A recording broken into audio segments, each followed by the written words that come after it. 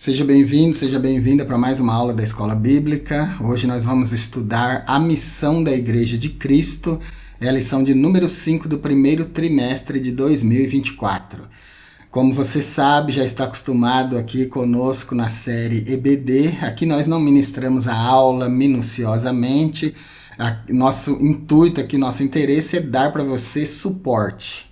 Suporte de grego, de hebraico, de latim, do inglês, da versão do Rei Jaime.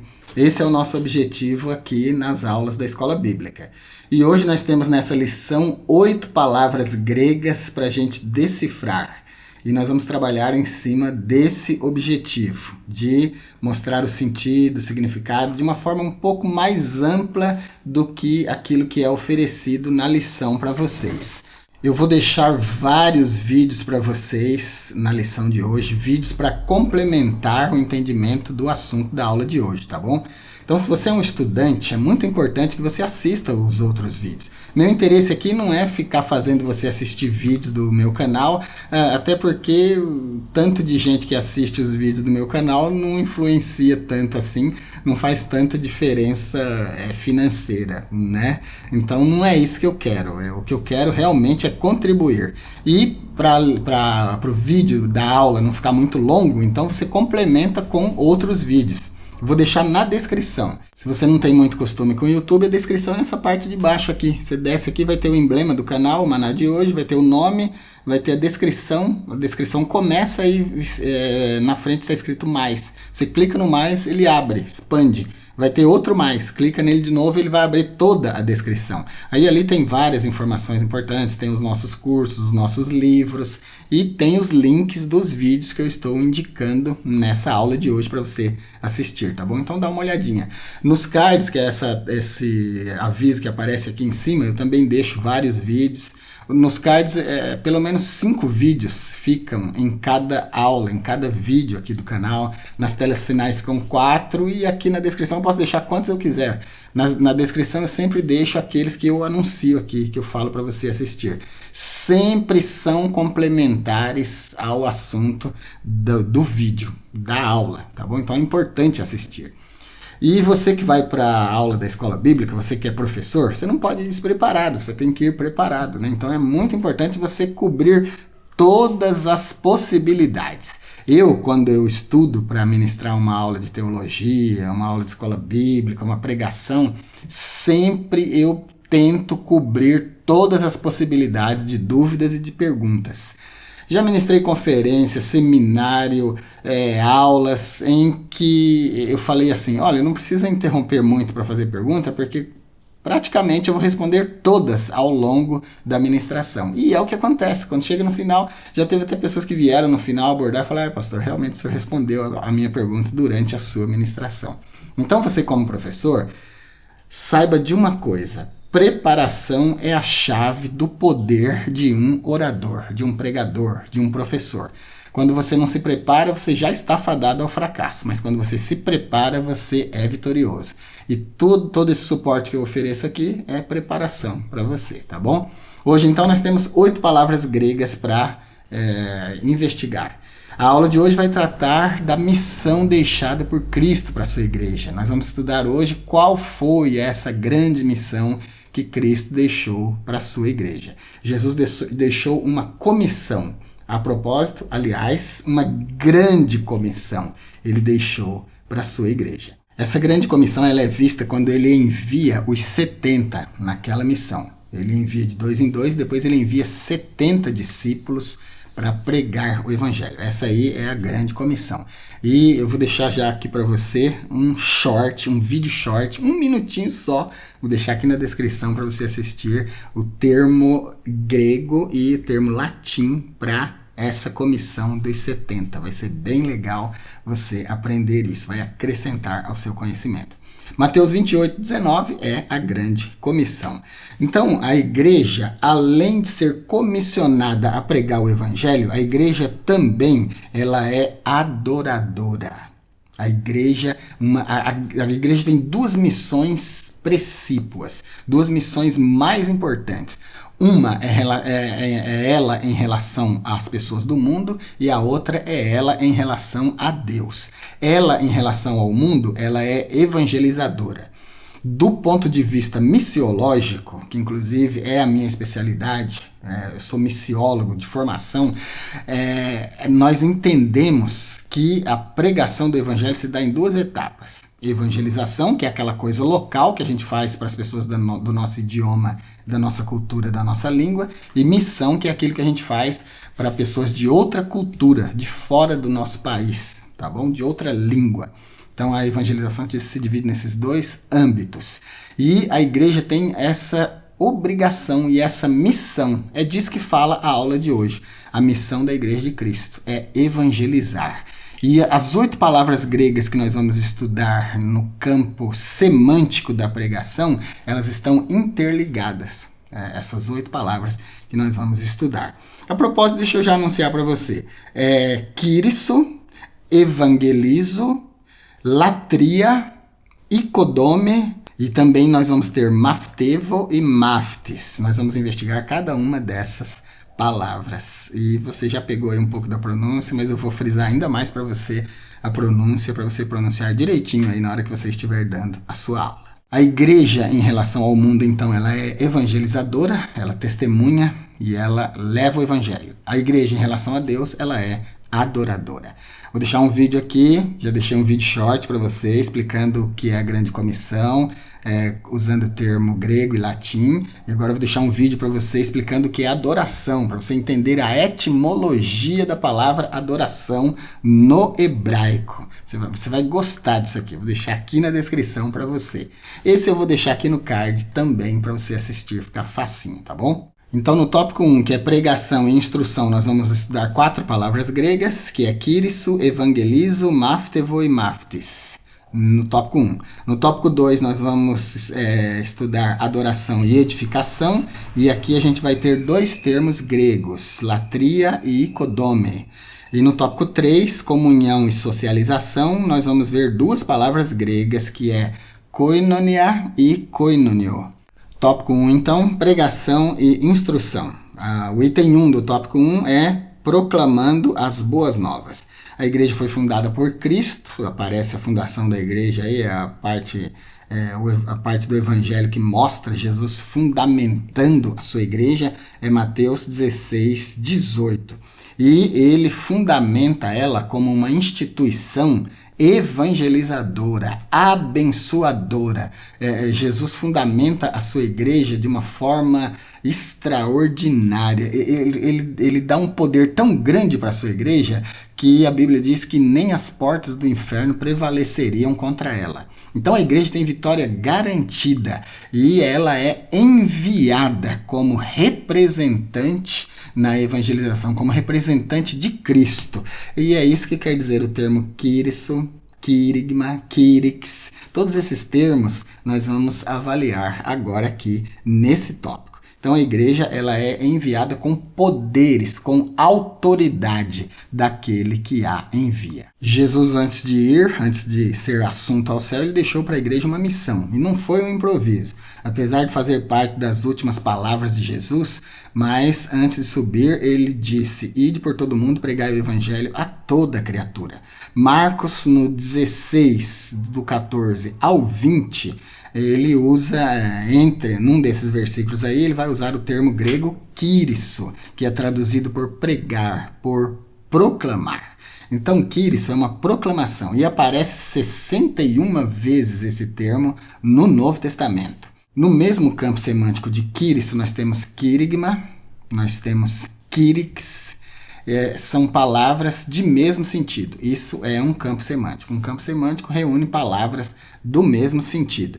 O termo kyrisso é usado para mostrar a obra de João Batista. João Batista pregando no deserto da Judéia. Aparece em Mateus 3 e 1.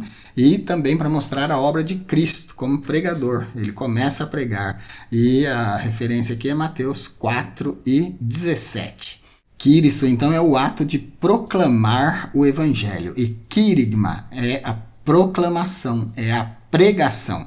Querigma é aquilo que é proclamado por um arauto, por um agente público, por alguém que foi enviado para fazer essa obra. É a proclamação do arauto, é a mensagem ou a proclamação dos arautos de Deus, é a pregação do evangelho. Lembrando que grego é um idioma corrente, tá bom? Então, o kyrix é um arauto. Olha só, kyrix, arauto, querigma, a pregação, a fala, a proclamação desse arauto, e kyrisso é o ato de proclamar. Então, todas essas três palavras estão no mesmo campo semântico, no mesmo campo de significados. E é muito importante a gente entender todas essas palavras, associá-las, para a gente ter um entendimento bem amplo daquilo que a lição está falando. Na lição só aparece o termo grego kyrisso, né? Eu que estou expandindo aqui para vocês, que esse é o meu trabalho, né? Dar para vocês um suporte amplo.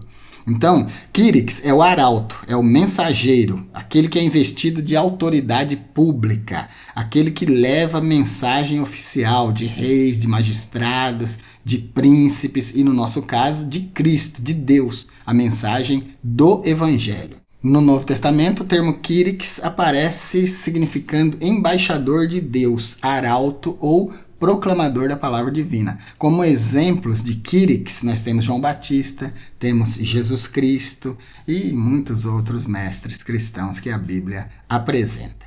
Kyrisso, então, é ser um arauto, é oficiar como um arauto, proclamar como um arauto, sempre em tom de formalismo, de gravidade, com autoridade.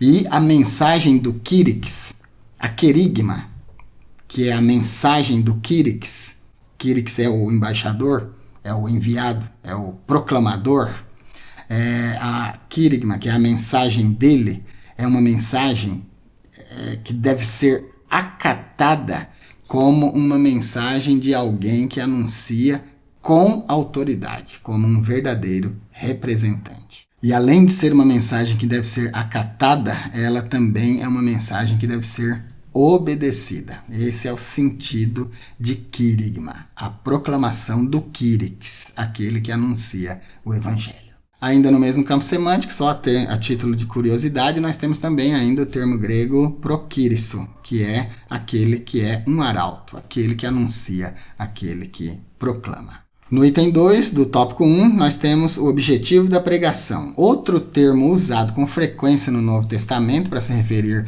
à grande comissão, à obra, à missão da igreja, que é o título da nossa lição de hoje, é o termo grego evangelizo. Aparece 54 vezes no Novo Testamento, significando boas novas, significando trazer boas novas, pregar boas novas. O livro dos Atos dos Apóstolos está cheio, né, dessa obra da igreja, dessa missão da igreja.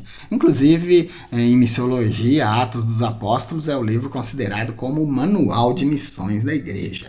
Ali nós temos tudo que a gente precisa aprender com a igreja primitiva para desempenhar um trabalho missionário extraordinário, assim, um trabalho missionário bom. A propósito, nós temos aqui no canal a nossa série Missiologia. Vou deixar o link dela aqui na descrição para você.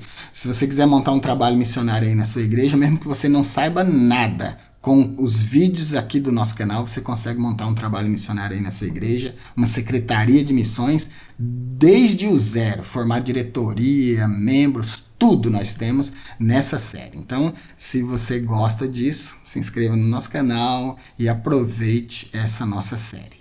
No item 3 do tópico 1, nós temos discipulando os convertidos.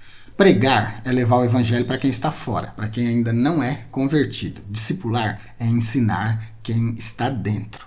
E aqui nós temos duas palavras gregas. A primeira é maftevo. Essa palavra aí que você está vendo na tela se pronuncia maftevo. Ela ocorre somente 4 vezes no Novo Testamento. Enquanto o substantivo discípulo, que é maftes, aparece mais de 260 vezes. Aparece 261 vezes no Novo Testamento. Então, no campo do discipulado, nós temos 3 palavras gregas. Nós temos maftevo, que significa discipular, ensinar, ensinar metodicamente, detalhadamente uma doutrina, dar uma instrução detalhada. E nós temos o termo discípulo, que é maftis, e fora da lição, esse termo que eu vou falar agora não aparece na lição, é mafteu. Mafteu é um discípulo, é um estudante, é o que você é o que eu sou. Nós somos estudantes da palavra de Deus. Maftis, esse termo grego que aparece 261 vezes no Novo Testamento, sendo traduzido por discípulo, é alguém que é treinado, alguém que é ensinado em alguma coisa, alguém que é treinado minuciosamente em alguma coisa. O termo é usado em Mateus 28, 19, para designar a grande comissão. Ide e ensinai todas as nações. Então a gente vê que dentro da igreja tem dois tipos de pessoas. Nós temos os crentes, que são aquelas pessoas comuns da igreja, aquelas pessoas que congregam, que adoram, que participam do culto. E nós temos os discípulos, que é aqueles que realmente procuram seguir a disciplina, aprender de forma mais minuciosa a disciplina, os ensinamentos de Jesus. E na época de Cristo ainda tinha um terceiro grupo, que era o grupo dos apóstolos. Os apóstolos são os fundadores da igreja com Cristo. Inclusive, um sentido muito profundo da palavra apóstolo é aquele que lança o fundamento da doutrina. Depois dos apóstolos, a gente tem discípulos, aqueles que seguem a disciplina, seguem as escrituras, seguem a doutrina de Cristo. No tópico 2, nós vamos estudar adoração e edificação. Esses dois temas importantes. Nesse tópico aqui a gente tem duas palavras gregas, que é latria e ikodome. No item 1, uma comunidade adoradora. No contexto bíblico, a adoração significa dar a Deus a glória que é devida somente a Ele.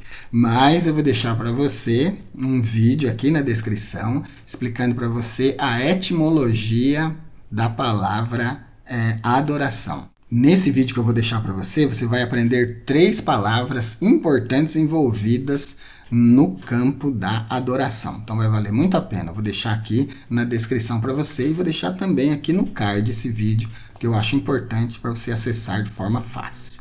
A lição aqui diz que a adoração tem a ver com o nosso serviço a Deus. Vou dar só um flashzinho para chamar a sua atenção para o vídeo que eu deixei aqui na descrição para você. O termo hebraico para adoração é avodá. Avodá significa literalmente serviço. É um trabalho, é um serviço. Tem relação também com aquilo que se fazia no Beit HaMikdash, lá no templo, também lá no tabernáculo. Aquele trabalho dos sacerdotes, avodá. E o termo hebraico avedei significa servos. Avdi significa servo. Então, olha, o campo semântico, as palavras de mesmo sentido. Avdi, meu servo, avedei, servos, e avodá, trabalho. Assim você entende que adoração é um trabalho, é um serviço que a gente presta. Por exemplo, quando o pastor faz o seu trabalho na igreja, além de estar trabalhando para você, está também trabalhando para Deus. E isso é adoração. Do mesmo jeito, os obreiros, você quando vai para a igreja, quando você senta, quando você canta, quando você louva, quando você se liga em Deus, você está adorando. Então, a adoração tem o sentido de trabalho, de serviço. Então, não vou falar muito aqui sobre latria, porque eu vou deixar o vídeo para você assistir. No vídeo você vai ter toda a descrição do que é essa palavra no grego. Então, aqui no tópico 2, esse termo grego, latria, fala de adoração. Tópico 2 é adoração e edificação. Agora, o item 2 do tópico 2 vai falar de uma comunidade edificadora. Aqui aparece esse termo grego que você está vendo aí na tela, que se pronuncia ikodome. Ikodome é um prédio. Ikodome é um edifício, literalmente é isso que significa a palavra grega ikodome. Ikodome é o ato de construir, é uma construção, é o ato de edificar. Como metáfora, é o que a lição está aplicando aqui. Como metáfora, é o processo de edificação que uma pessoa faz na vida de outra. É o que a igreja deve fazer de uns para com os outros. Os membros da igreja devem edificar-se uns aos outros. Então, Icodome é esse processo. Icodome é aquele edifício que foi construído no sentido literal, mas no sentido metafórico é a edificação da vida espiritual de uma pessoa para se transformar num edifício forte, firme, fundamentado. É o ato de alguém que promove o crescimento de outra pessoa em sabedoria cristã, em piedade, em felicidade e em santidade. Os pastores da igreja, o seu pastor, vive fazendo isso com você. Essa palavra Icodome, ela é muito presente na vida do pastor da igreja, dos obreiros da igreja, daqueles honestos, né? Daqueles que são realmente convertidos, transformados, que desejam o bem da igreja. Eles estão sempre querendo edificar. E aqui, então, nós temos adoração e edificação. Adoração é latria e edificação, Icodome. Icodome, então, é um prédio. O crente, depois de edificado, esse processo de edificação ele não acaba nunca. É como construção de casa, né? Você já reparou que construção de casa não acaba nunca? Né? Construção de casa só acaba para quem tem muito dinheiro, que aí a pessoa começa a construção, termina tudo, deixa do jeitinho que quer. Agora, quem tem pouco dinheiro nunca acaba uma construção, né? Assim é Icodome, o prédio que é o crente. Nunca acaba a edificação. A gente vai morrer e ainda estaremos sendo edificados uns pelos outros, pela palavra, pelo Espírito Santo, pelo próprio Jesus. Então, no sentido literal, no sentido físico, Icodome, nós temos aí Mateus 7:24, que vai falar da casa que é construída sobre a rocha. Isso aí é o sentido literal, uma construção mesmo, um prédio feito em cima de um terreno firme. A Bíblia usa aqui a figura da rocha, né? Isso no sentido literal. No sentido metafórico, nós temos Efésios 4:12. Nessa referência, o apóstolo Paulo diz que pôs na igreja os apóstolos, os profetas, os evangelistas, os pastores, os mestres, né, os doutores, para edificar a igreja. Essa edificação que nós, os mestres, fazemos, que os mestres, os obreiros da igreja fazem, que o pastor principalmente faz, isso daí é o sentido figurado de Icodome. É uma edificação espiritual, uma construção espiritual. E a base dessa construção é Cristo. A base dessa construção precisa ser a palavra de Deus. A gente não pode edificar a igreja com os nossos pensamentos, com aquilo que a gente acha, né? Com aquilo que a gente pensa que a Bíblia está falando. Não, tem que edificar a igreja com aquilo que a Bíblia realmente está falando. Daí a importância de ler e entender o texto. E para a gente terminar essa aula de hoje, no tópico 3, nós vamos ter duas palavras também, comunhão e socialização. E no grego nós vamos ter duas palavras, koinonia e koinonio. A gente está acostumado com a pronúncia koinonia, né? Significa comunhão, mas koinonia significa literalmente sociedade.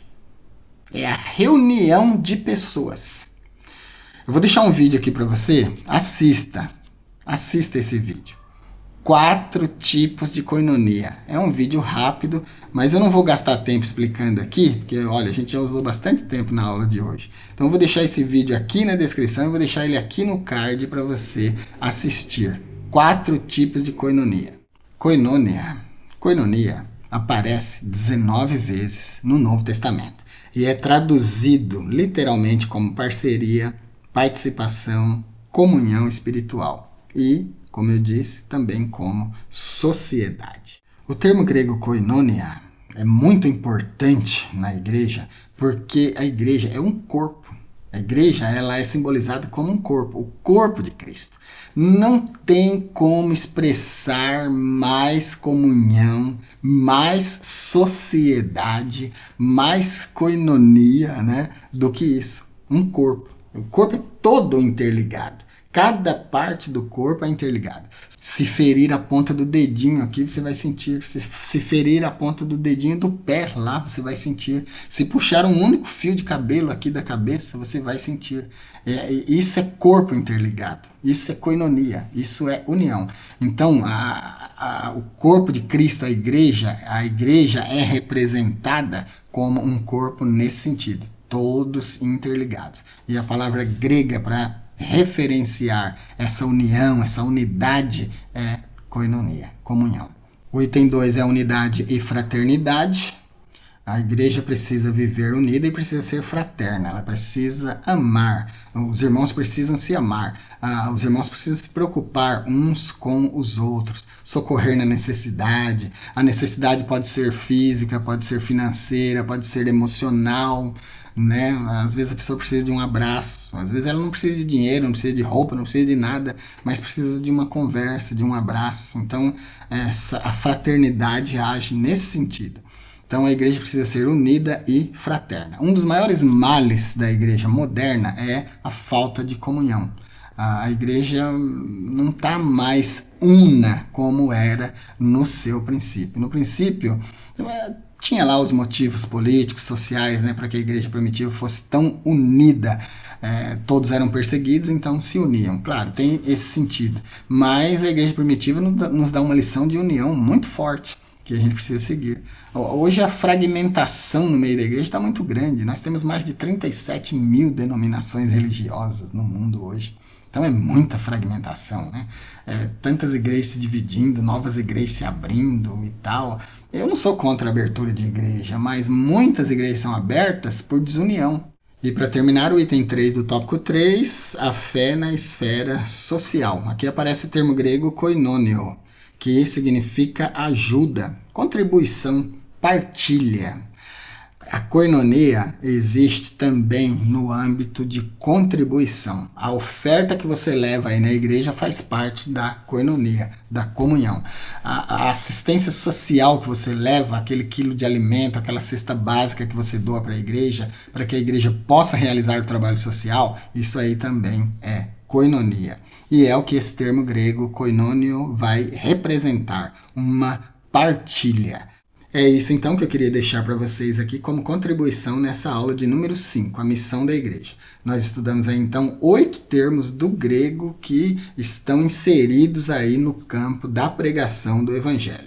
A pregação do evangelho é a missão da igreja. A igreja tem 2 missões principais: pregar o evangelho dentro da sua cultura, da sua língua, do seu país e também fora. Isso é evangelização e missão, como você já aprendeu. E a igreja também tem a missão de adorar. Ela é adoradora por natureza. E eu deixei vídeos aqui também para você, na descrição, para você aprender o que é adoração no sentido literal, etimológico da palavra.